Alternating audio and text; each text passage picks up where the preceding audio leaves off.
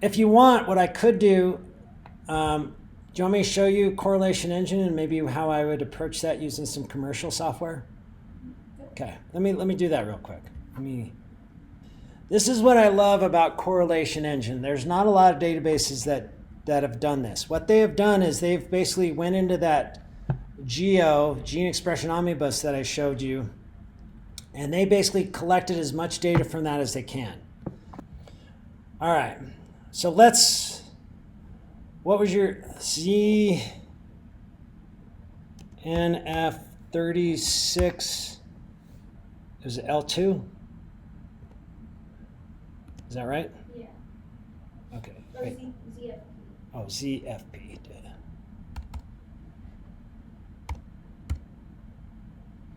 There it is. So I've now selected that, and what this will do is this will give me kind of an overview of what that gene does. What's nice is it has Body Atlas. It'll tell me what types of tissue that this particular gene is basically expressed in. And it'll actually rank those, right? So I can go, seems that here, it's expressed a lot in peripheral blood, which kind of makes sense with the pancreas.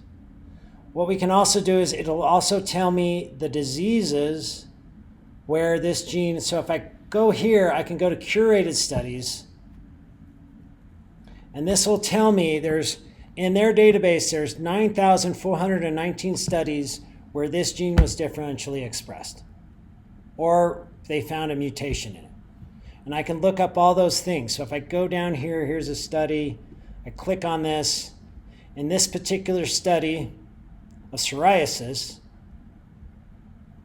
and PBCs of multiple sclerosis patients versus healthy controls, this gene went down negative 5.29 fold. Here's the p-value. And where this is psoriasis patients versus healthy, it also went down. Right? I could also filter this thing to find things that are up. So again, I can go over, and again, if I look through here, what I'm finding, I'm just seeing what is it mostly like. I can also look at Body Atlas. This is telling me the types of tissues where you're seeing very high expression of this particular gene. A lot of blood stuff. This pancreas is that endocrine system? I think so, right? Okay. So funny. So this on this floor, this is the pulmonary department. When I first got hired here, I thought pulmonary was like blood vessels. And we work on lungs. I'm like, oh, lungs, yeah, the young lungs are cool. Sometimes, as far as like the physiological stuff, I kind of loses me sometimes. But again, yeah, we're seeing blood vessels. What I could also do is I could say, hey, I want to find a cell line where this gene is overexpressed. So I could hit my cell line button, and now what it'll do is it'll bring up cell lines where the expression level, and I could find cell lines where you have high expression or low expression. And I could look at certain breast cancer or bladder cancer, or what I really want to do is find pancreatic and see what samples is it up and down. There it is, pancreatic. So this cell line has very high expression, not as much, keep going down, but again, if I really wanted to study this gene and how it affects the cancer, maybe I want to find certain pancreatic cancer cell lines that have elevated levels of it. Does everybody understand that? Okay. What we can also do is I could say, hey, you're looking at pancreatic cancer, but what other conditions, say, would my particular gene, what is it doing in other, say, diseases? There's a lot of endocrine. That's cool. That's a good sign. So again, I could say disorder of endocrine gonad. right? It's downregulated here, but in diabetes mellitus, it's going up. You know, and this gives you an idea, right? It's here we're seeing these are two autoimmune diseases. They seem to be going up. Lupus is kind of different. It's going down. But imagine you just didn't have your gene. What if I put in a whole gene list? And if I had fold change information on, what this will do is it'll say, hey, here's your gene list. Here is the pattern of your genes. What other pattern does it look like in here?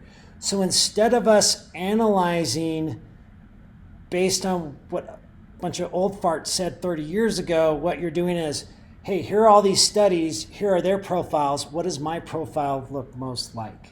And I will tell you, this is the future of bioinformatics, that you do not want to, I don't want to mine text, because I've worked on enough studies to realize a lot of these researchers are freaking liars.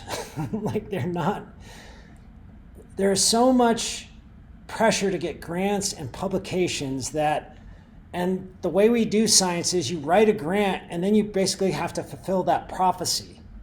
I like this because I don't have to start off with any preconceived notions. I say, hey, I'm interested in this kind of cancer. Let's do this. And then it leads you to something rather than, are any of you working in a lab that just specializes on one pathway or gene? Anybody? You'll see that. A lot of the labs out there like, hey, we're P53 lab and we're CDK2A lab, blah, blah, blah. I think it's crap in that as soon as you start specializing, you're going to filter all the data through that perspective. So no matter what you look at, if I'm studying this gene or I think this gene's important, I see that in all this data. What I like to do is just kind of say, give me the problem. I do my analysis and I go, here are the genes that I think are important rather than preconceived notion. It is so, this happens to me so much. Somebody does a experiment, they're looking at all genes. I do this experiment, I end up with like millions of data points. At the very end, they come to me and go, what did my gene do? Like, you spent all this money, you looked at all the genes and you just want to know what your gene did. That's absolutely silly, right? It's never just one gene. You want to find things that are connected together like we've done today. There's one other thing I'm going to show you here. So again, this will show me what diseases this gene is expressed in. Here is where things get interesting, is if I go to their database, this is going to tell me what chemicals will downregulate my gene or what will upregulate my gene. This actually works a lot better when you have a series of genes, right? Say I put an entire profile in here and I say, find me drugs that have the opposite effect of my profile, right? And say my drug or my disease condition, this gene goes up, this gene goes down. I want you to find something where it does the opposite. By reversing the changes due to a disease, you have a better chance of curing it. So doctors, when they see this tab, they love this, right? Because now we're getting into functional stuff. It's not like, hey, I'm trying to understand my system, but now I'm like actively going, how the hell do I inhibit my system? What's funny, sometimes by the way, olive oil seems to downregulate. Did you see that?